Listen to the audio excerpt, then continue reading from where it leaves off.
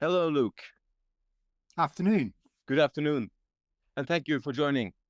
No problem at all. Excellent.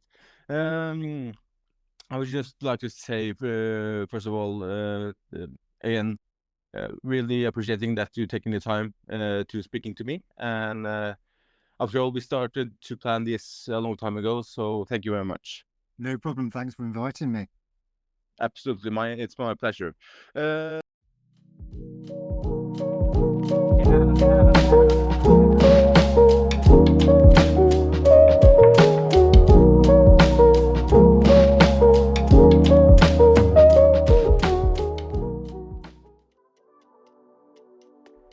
Welcome to the podcast Corner of Special Education. My name is Karsten Skrulle Gundersen, and I wish you a most warmly welcome to my Corner of Special Education.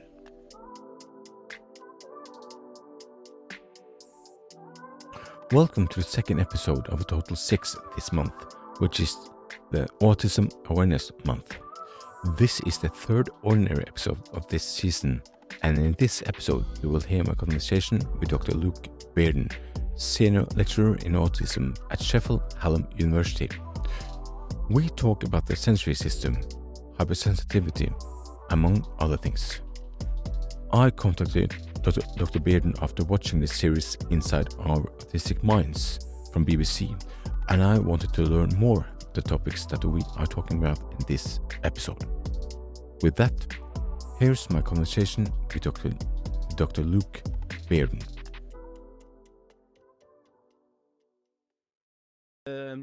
Welcome to a new episode in the podcast, Corner of Special Education. And in the series, let's talk about. And as always, I have a guest with me, and we'll get to the introduction of this guest a little bit later on. But this is actually the second episode in this podcast in English, so I'm quite excited about that. The topic of this episode is, as the title of the episode indicates, it's about autism and the sensoric system. And the background for this topic and theme, and why I want to talk about this, and why I have invited the guest, which is with me today, is a series that is called Inside Our Autistic Minds. So with that said, could you, Luke, please give us a short introduction about yourself and your role? Yeah, sure. So my name's Luke. I'm currently a senior lecturer in autism at Sheffield Hallam University. I'm the course leader for a postgraduate certificate in autism. So if anybody's interested in that, let me know. You can learn remotely, so you can learn from anywhere in the world. It's a master's degree, and it actually constitutes a third of a master's. So a lot of our students, most of whom are autistic themselves, complete the postgraduate certificate and go on to do their full MA in autism. I also teach on the Masters in Autism, and I supervise several autistic PhD students. And while I'm talking to you now, I should actually be writing my book, which is my seventh due in a week today. So I've got 1 week to complete writing it. I'll get it done, and it's nice to talk to you. So yeah, that's a little bit about me. Excellent, excellent. Now, because the first time I was made aware of you and your role and what you do is, as I said, through the series Inside Our Autistic Minds. And what fascinated me was when your role in this episode was to talk about the sensoric systems or system, and with the host Chris, and you met at the supermarket. Is that correct?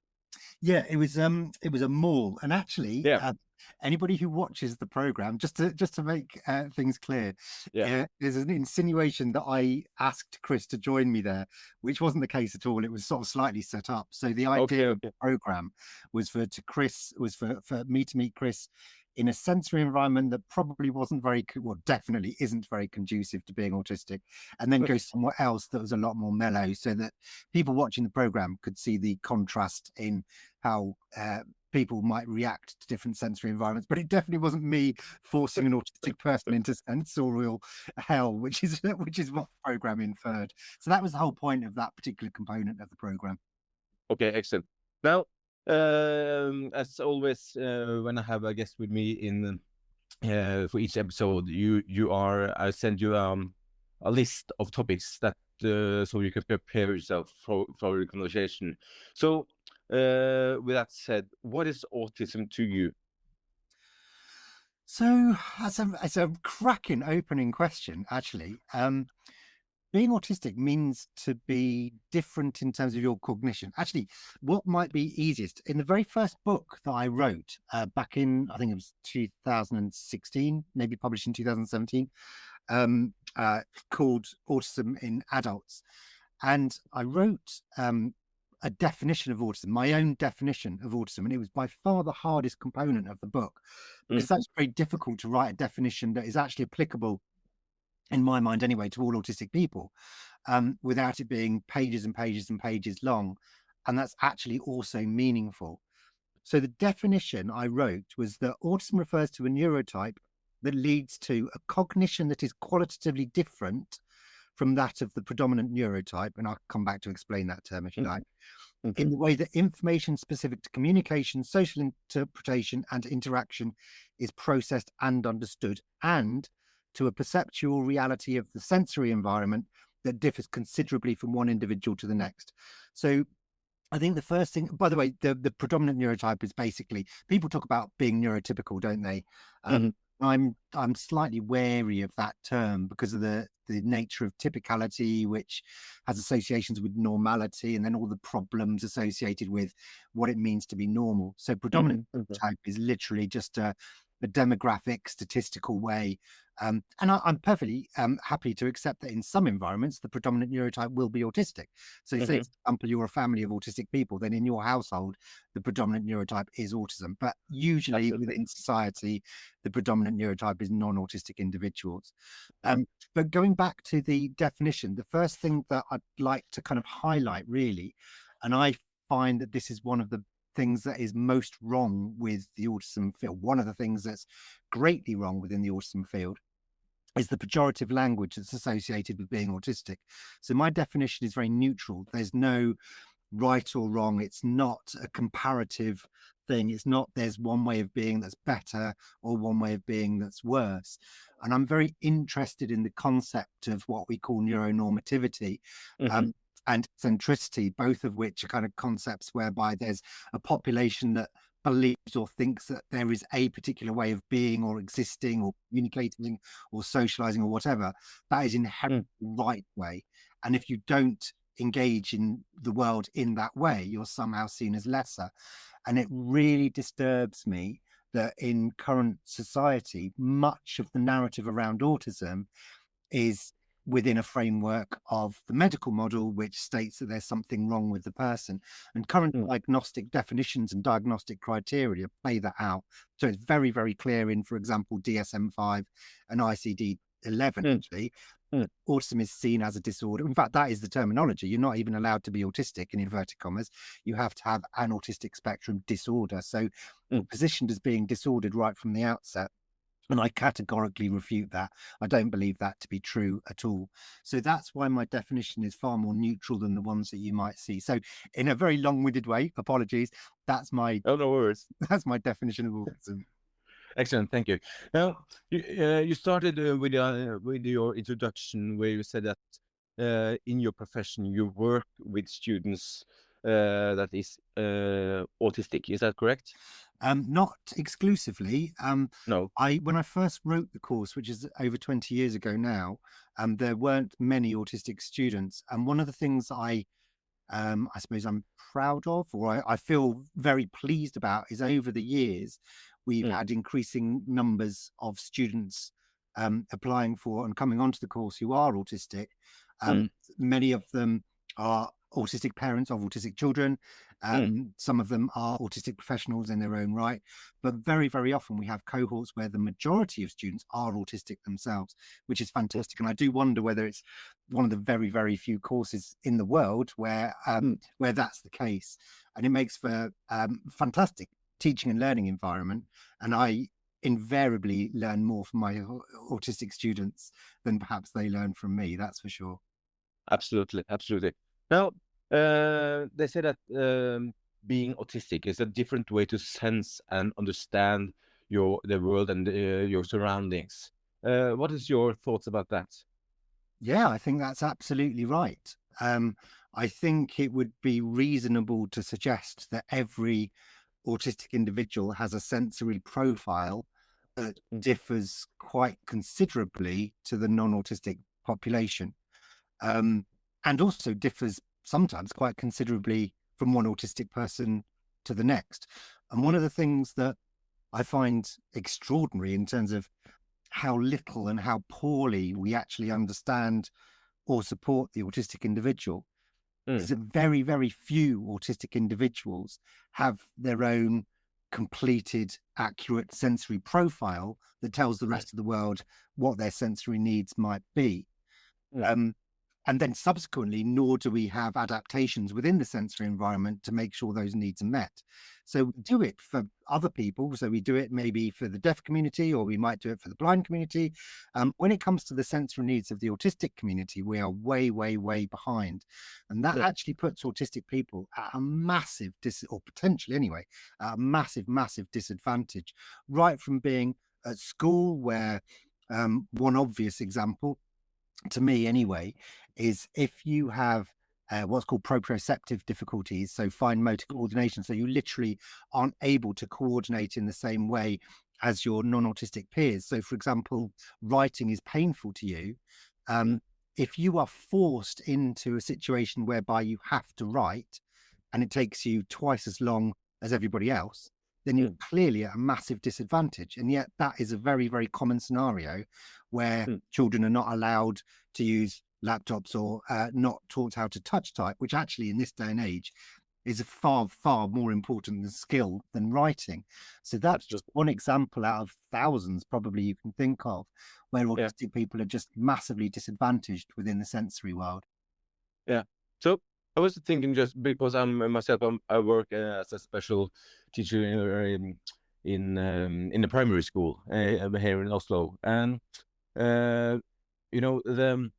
I was talking to another guest of the series yesterday, Mrs. Sarah Wild, head teacher, and we were talking about how to well, here in Norway we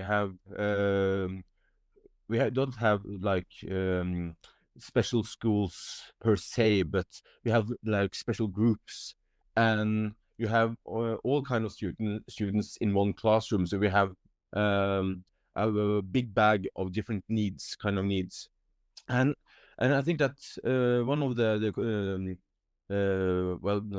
discussions here in Norway, and I would like to, maybe it's the same discussion in the UK, that the role of the teacher and what is expected from a teacher in a classroom has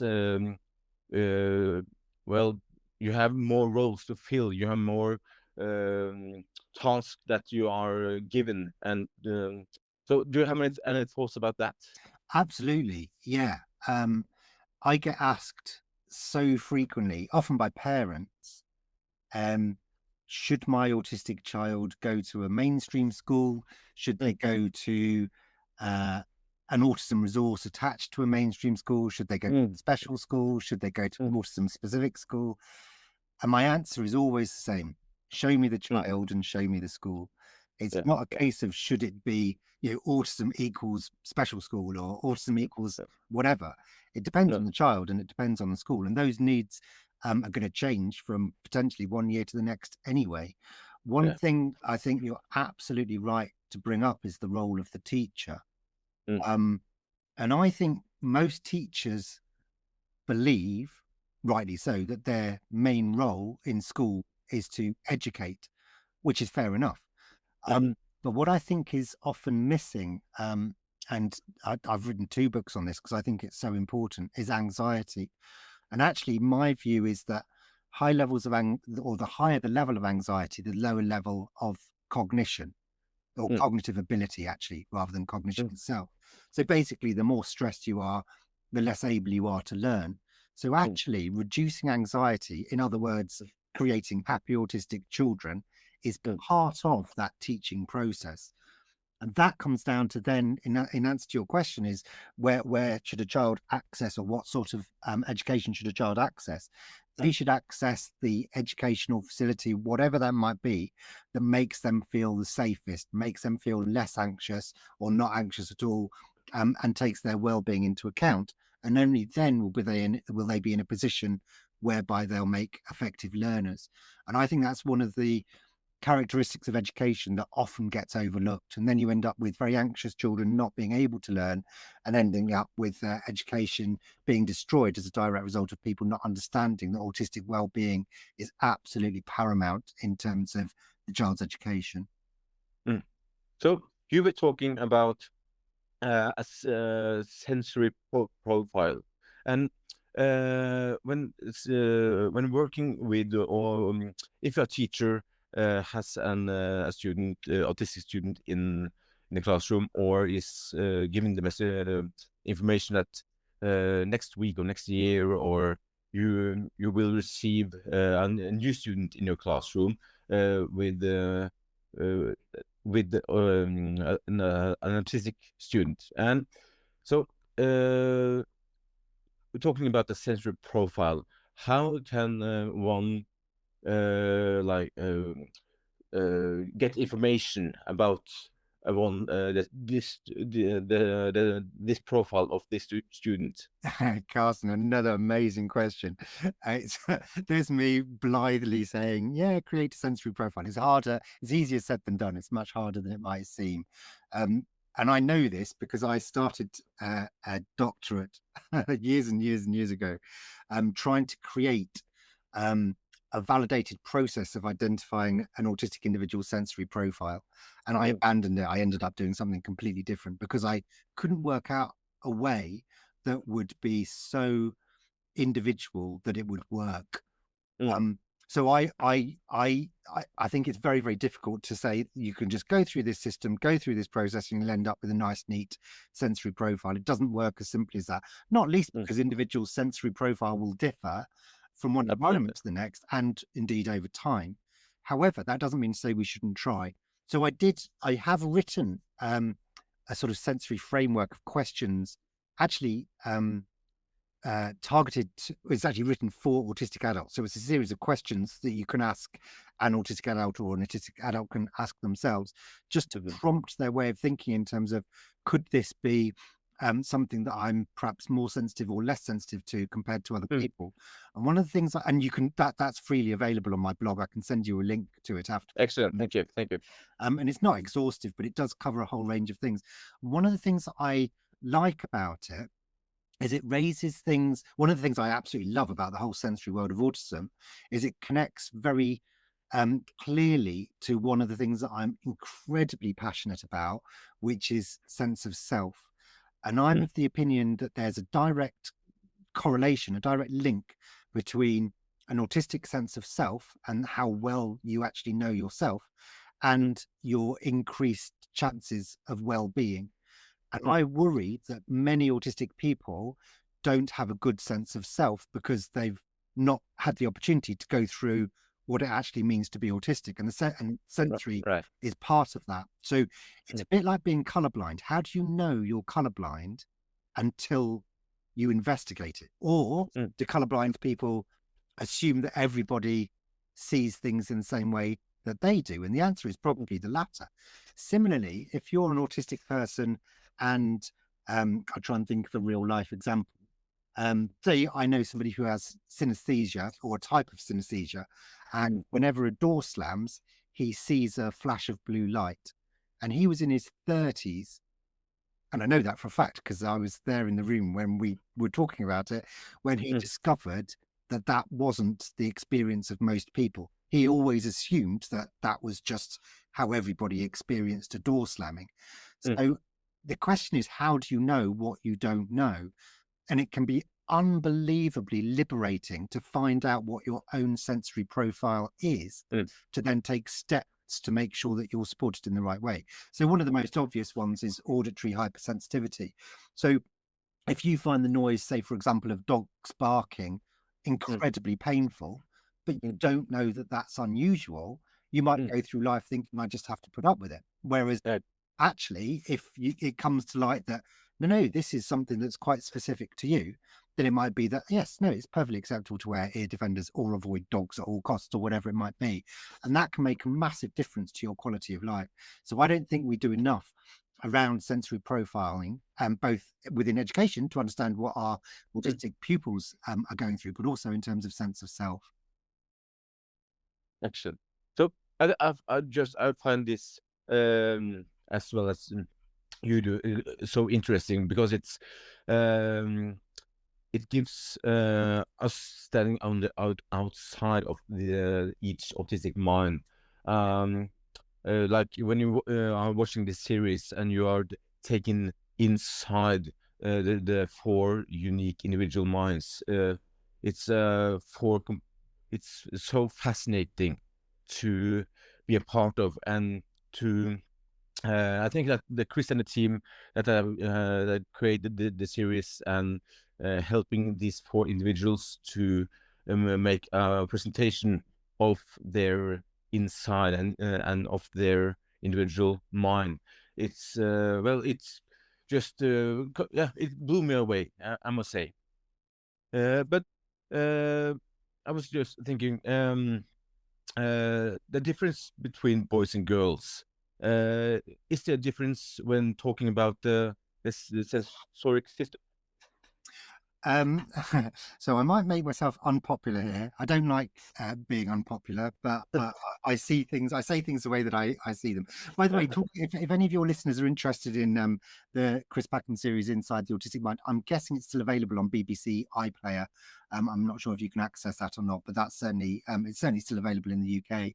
If you look it up on the BBC. Yeah, and it's also available at the Norwegian broadcasting system. So yeah, I'll for each episode I create a post on my blog with each of the links that we have been talking about. So it will be easy to find there. Amazing, thank you. In terms of differences between boys and girls, so people, and by people I mean professionals often within the autism world, talk about a female presentation and a male presentation of autism. And I think that's fairly commonly accepted, that that's what people talk about. Now, my problem is, I think autism is seen too often in behavioral terms, which to my mind, a presentation is behavior. It's things that people do. But autism is not behavior.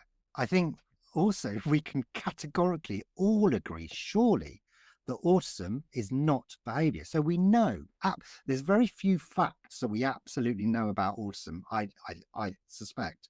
But I would assert very strongly that one of the facts, absolute facts that we know about autism, is there's no such thing as a behavior that is uniquely autistic, or a set of behaviors that is uniquely autistic. If there was, so basically there is no behavior in the universe that an autistic person will display that isn't also displayed by people who aren't autistic.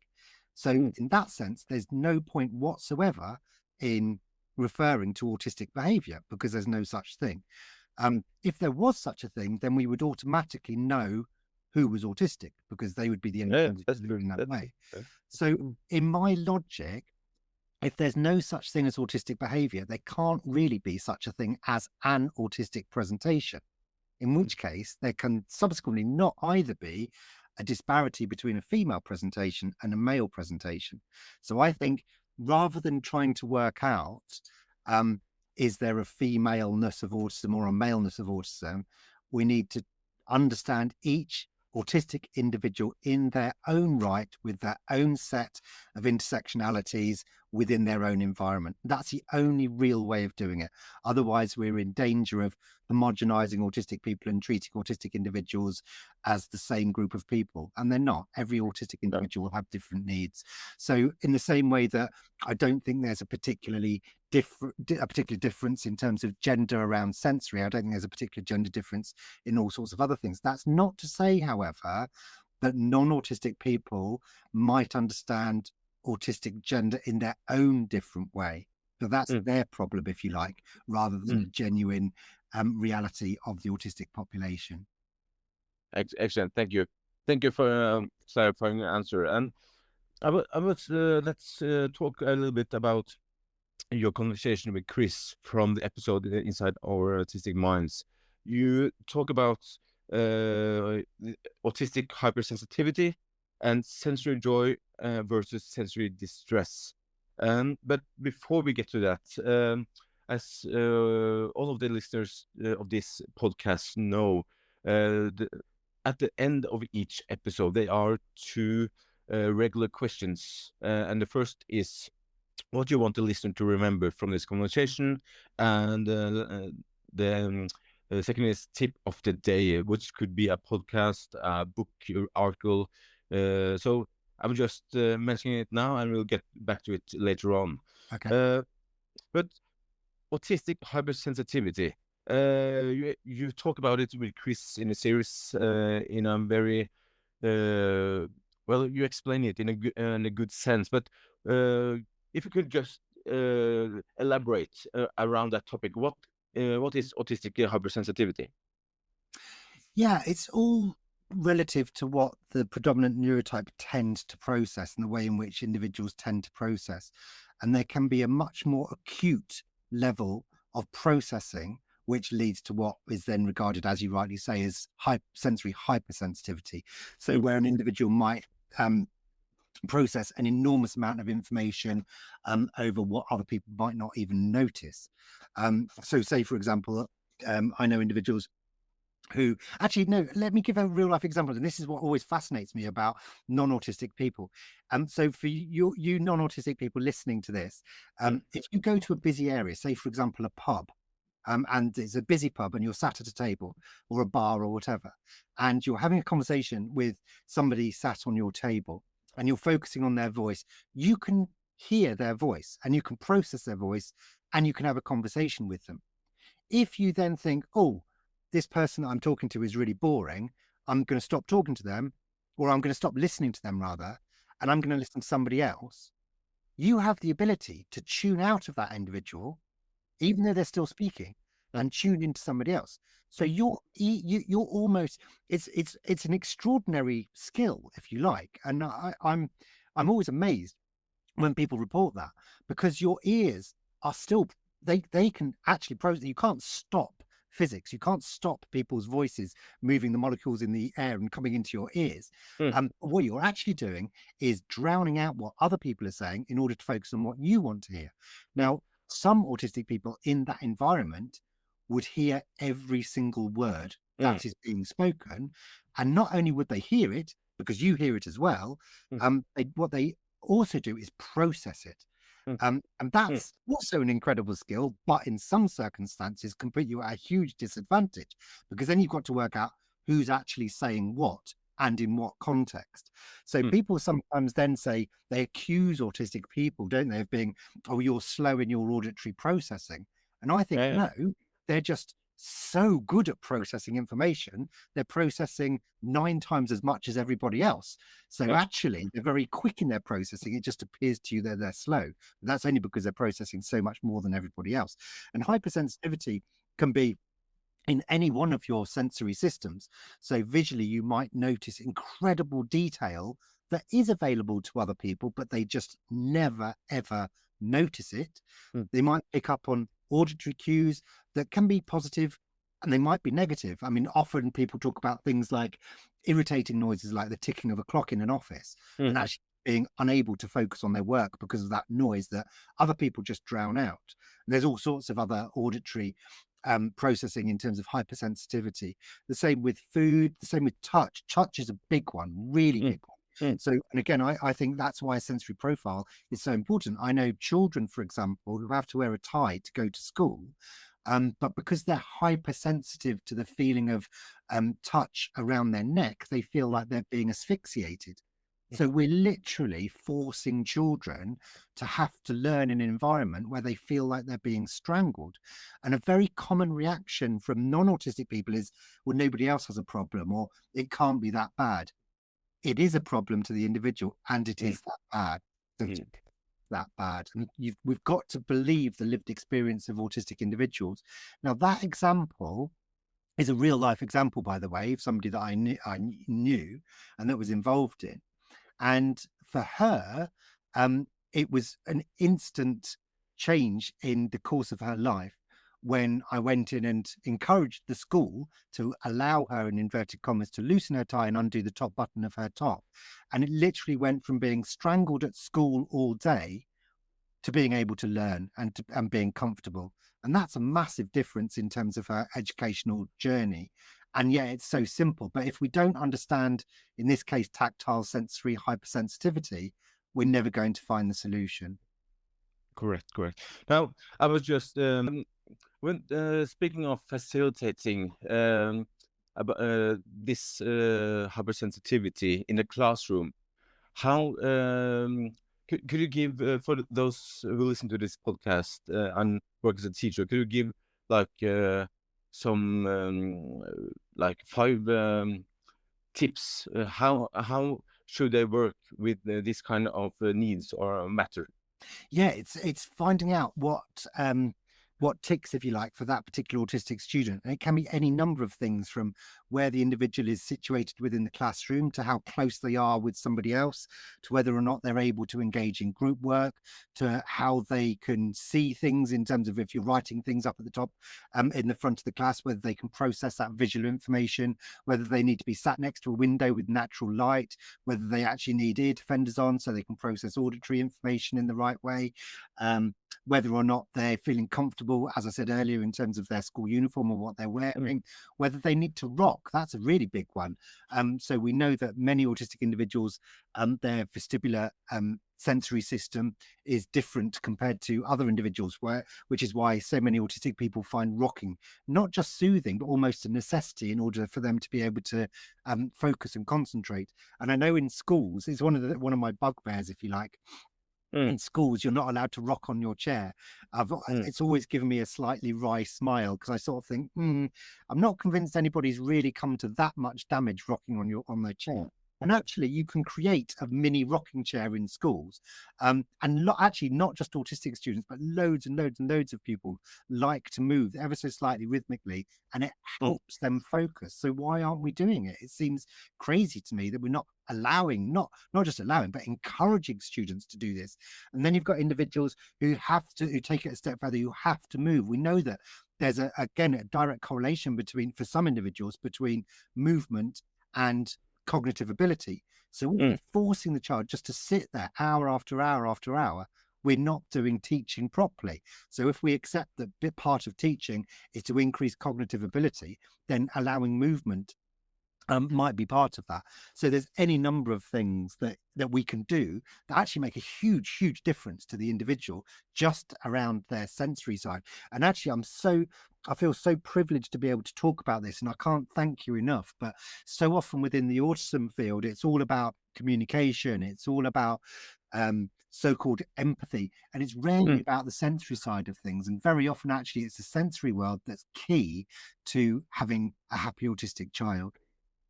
Correct. Well, and as I said in the first part of the conversation, I'm thrilled that you were able to participate in the conversation, and as from the series and from this conversation, I feel I learn a lot as we are talking. So thank you for that.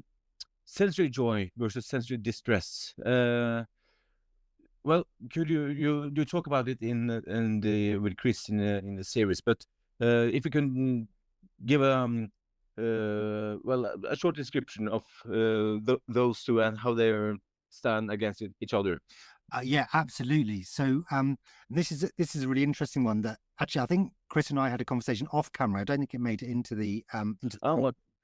and he was saying, why do I find certain noises really distressing, and then I find other noises absolutely joyful? Because it's both part of my auditory processing, and some of it is to do with association.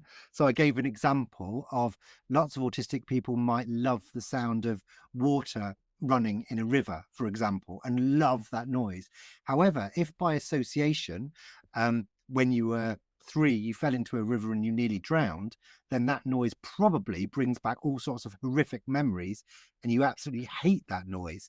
So there's a really good reason why some people might find certain noises very distressing by association, and you might never know what that association is, because it might be that the individual themselves doesn't know, but it might be that they associate that with some kind of traumatic event in their childhood. And we just need to take it seriously. We don't always need to know where the origins of the distress comes from. We just need to recognize, yes, it is distressing to that individual and we need to avoid it. And the other thing about sensory distress is actual processing. So I mentioned synesthesia earlier, but auditory synesthesia is where in terms of certain types of noises can be processed as physical pain for some individuals. So in a much lesser degree, autistic people will say certain types of noises that they really, really dislike. So people talk about things like fingernails on a blackboard, and that's one of the most commonly cited examples. And they say, oh, it just really makes my skin crawl. But imagine that feeling times 99. And actually, it's something that's much less obvious to somebody else. Like, for example, the tone of somebody's voice. I know somebody who particular tenor of an individual's voice, they literally cannot bear that noise. They literally can't cope with it at all. And because they're also hypersensitive to the auditory environment, they can pick up those voices from a long way away. And that's another reason why non-autistic people find sensory profiling so difficult, because actually the autistic individual is picking up noises that nobody else can hear, and that's super, super common. And again, remarkable when you find out for yourself that might be pertinent to you.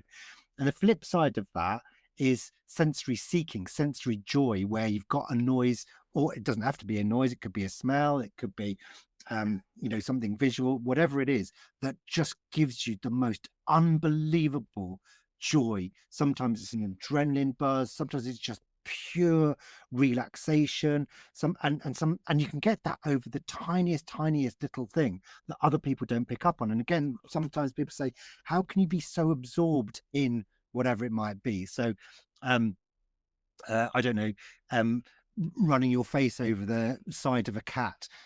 How lots of people like running their face over the side of the cat, and if you don't, then you ought to give it a go, because it's glorious. But there are some individuals who might do that hour after hour after hour, and people say, don't you get bored of that? It's like, well, every single time I do it, I get the same jolt of pure pleasure. Why would you ever stop giving yourself pure pleasure? And I think that's to do with the hypersensitivity, the amount of information, sensory information the individual is getting out of that. And I think we're far too quick to jump onto that individual, not literally, but figuratively, and say, come on, there's no purpose to that. Now, actually, if you say, this is a different conversation, to be honest, different podcast maybe, but the whole thing about essentially gaslighting and ableism. So actually, first of all, when you say to an autistic child, there's no point in that, that's essentially non-coercive gaslighting. You're questioning that individual's reality. You're telling that person there's no purpose, when that individual might be thinking, well, I think there's every purpose under the sun. For me, that is the most important thing in the world, and you're questioning my reality. And the ableist side of things, what the person actually means is that doesn't serve any purpose to me, and therefore it shouldn't have a purpose to you. And it's almost that I am better than you type attitude. And that's very subliminal in a way, and most people wouldn't think of it in that way. But if you're exposed to that sort of attitude day in, day out, you end up thinking there is something wrong with me, when actually there isn't. You crack on with stroking your face against that cat because it's gorgeous for you. Now, I'm not saying you don't need to put, there aren't parameters and so on and so forth, but those sorts of seemingly innocuous comments can do an enormous amount of damage to the autistic child.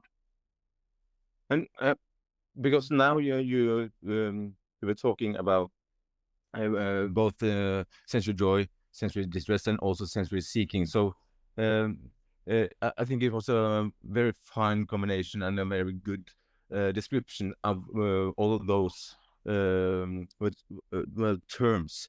And but being a hyper aware in the episode, Chris and you are walking outside in the forest, and as you said earlier in the conversation, people with autism, they're much more aware. They use the senses in a different way than non-autistic people. And in the series, there's a very good and visual explanation of how Chris sense the forest. So being hyper aware, what is that? If you can just give a short explanation. So certainly chatting to Chris, he was talking a lot about patterns and how he sees really beautiful patterns in the leaves. And also he can differentiate between all of the different types of plants and trees and woodlands and rocks and all of those sorts of things. And because he enjoys that, because he's a naturalist and he enjoys that and he's very informed. And the other thing I don't think he mentioned on the program is that, and this goes back to my point earlier about association, he associates being in the natural world as positive, because when he was younger, and I'm not betraying any confidences here because he was on the television last week talking about this, but when he was younger, he would go into natural places on his own. And because he found other people difficult to be with, he associated natural environments from a very young age as something positive, because that's where he could be himself. That's where he could be on his own. So there's that component as well. But yeah, in terms of processing, it's particularly visual for Chris, that he's able to pick up all sorts of intricate detail that he can go through at his leisure in terms of enjoying and processing and understanding what it is that he's seeing. And it giving an individual the time and the space to do that is an extraordinary gift.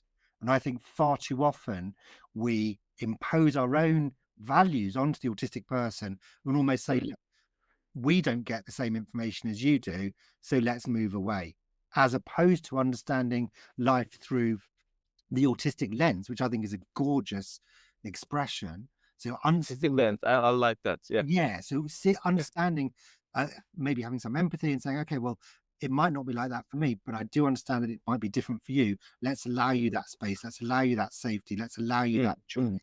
Because otherwise all we're doing is taking joy away from autistic people, which just seems mean. Absolutely. And with the last part, with the autistic lens, I would well, I find that as a very a good explanation and a good way to better understand the autistic mind. And in that, speaking of the autistic lens, I feel that that's a good transition to the next point, and that is, how can people, what can people do to better understand and facilitate for a person with autism? Do you know what? It's a great question. And the most obvious answer is one that perpetually amazes me that we don't do often enough. And that's, well, there's three components really. One, to actually take the time and effort to ask the individual what their experience is. Two, to actually believe them. And then three, to make adaptations based on our understanding of what they're saying. So going through those individually, it sounds slightly odd or obvious even to ask the autistic person, but very often we don't. Very often we try and analyze the individual without just asking or finding some way to communicate either with parent or with the individual or whoever is the most appropriate at the time to try and work out what's going on. I think part of it is also recognizing non-autistic fallibility around empathy. So by that, I mean, it's okay to say, I am not going to understand this individual at an intuitive empathic level because my brain doesn't work in that way. So I've got to put my own reality to one side, which brings me on to the second component of that, which is actually believing the autistic experience. far Mm. too often, as I sort of alluded to or even mentioned earlier on in the pod, Mm. an individual might hear the story and then go, yeah, but I just don't believe that. Why Yeah. would the person be making it up? So I came across an individual at a school, a head teacher of a school, and I was trying to explain that the young person accessing the school was terrified of the noise of the school bell because it was so painful to him. Mm. And his argument over and over again was nobody else. It is not painful to anybody else. It's not painful to me. And I kept saying, yeah, but you're not him. He's not making this up. And then eventually he said, well, even if he's not making it up, he'll get used to it eventually. And I just found that so distressing to hear. And I tried to explain, you don't get used to pain. That's a remarkably idiotic thing to say. Just to make the assumption that it's okay just to get used to being in pain. That isn't the way forward. And I find it ironic indeed that it's the autistic population who are, again, in inverted commas, accused of being lacking in empathy, which clearly isn't the case at all, when actually the predominant neurotype often demonstrate a lack of autistic empathy in their dealings with autistic people. So those three things, you might have noticed I like things in sets of three. Actually trying to find out what the authentic autistic experience is, actually believing it, and then doing something about it. And if you follow that pattern of three, you'll go a long way towards making autistic friends. Excellent. Well, thank you very much. And I would say that for those who listen to this episode when it's published, those 3 points that you mentioned now, I believe that would be some 3 good leading points when speaking and working with autistic people. So I feel that we are, with those 3 points, we are. It was a good ending of the conversation. So with that said, we are on to the 2 last points of this conversation. So Luke, what do you want the listener to remember from this conversation? So for me, the main thing, and I refer to this as my self-professed golden equation. So I haven't mentioned it so far. But I'm absolutely convinced that everybody should almost live their life by this golden equation. And the golden equation is autism plus environment equals outcome. So so if we accept that being autistic doesn't automatically lead to an outcome, so being autistic just means being autistic, and yet the outcome for so many autistic people is distress, difficulty, all of those sorts of things. If we believe in that equation, then rather than trying to change the autistic person, because we can't make a person not autistic, and nor should we be trying to, what we should be doing is trying to focus on the environment, how to change the environment in order to make a better outcome for the individual. And I think that's how I try and live my life in the autism field. And I've written a whole chapter on it. The latest book, or no, not the latest one, that's what I'm writing at the moment, but the last one that was published about what environment actually means. But yeah, autism plus environment equals outcome, I think I personally think is a good way forward in terms of a little tip. Excellent, thank you. And the last point of our conversation is tip of the day. So do you have any educational resources, podcast, something you feel this is of value to me and you want to pass on? Absolutely, and I'm more than happy to send you the link. Perfect. There's a website called Actually Autistic Blogs List, and it's a list of blogs by actually autistic bloggers. And one of the most amazing, so it's a compendium basically of autistic-led blogs that's been devised by an autistic person, and it's got so much invaluable resource within it.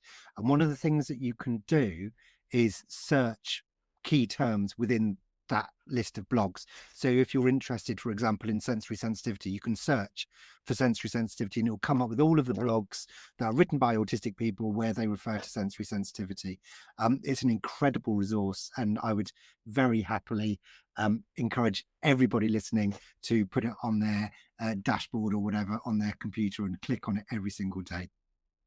Excellent. Well, I would say that that is a certain tip of the day and of the conversation. So, with that, we are actually through the talking points, and so and we are also within the scheduled 60 minutes. So, Luke, I would just once again thank you so much for being able to taking the time off your schedule to talking to me and participate in my podcast.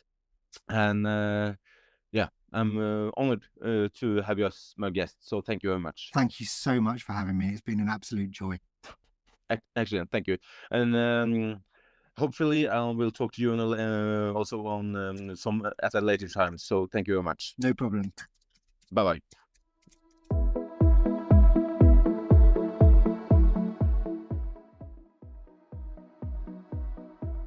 That concludes this third ordinary episode of this season. But before our ways part, remember to follow the podcast on Spotify or where you listen to podcasts. Also, remember to follow the podcast on Instagram and Facebook. Also, if you want the latest news and posts from the blog, you can sign up to a newsletter from spacblog.no. If you have any comments or want to get in touch, don't hesitate to send me a PM or email at caution@spacblog.no. As always, I really appreciate if you rate, share and recommend the podcast. Finally, thank you to all of you who have listened to this episode, and a warm welcome to new listeners and followers. And a special thanks to Dr. Beardon for taking the time to join me for this episode. I hope to meet you again in the next episode of Corner of Special Education. Until then, take care.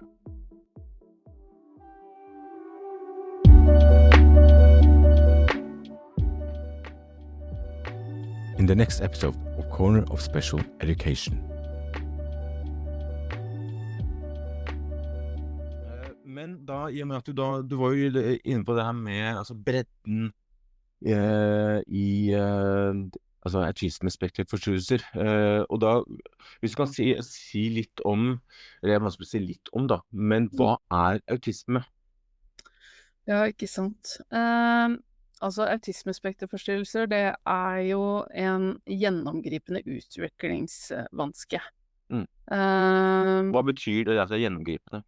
Gjennomgripende betyr jo at den berører de fleste på en måte ferdighetene dine, fordi at den er gjennomgripende. Ja. Den berører spesifikt, altså det er selvfølgelig ulik grad, men det er mye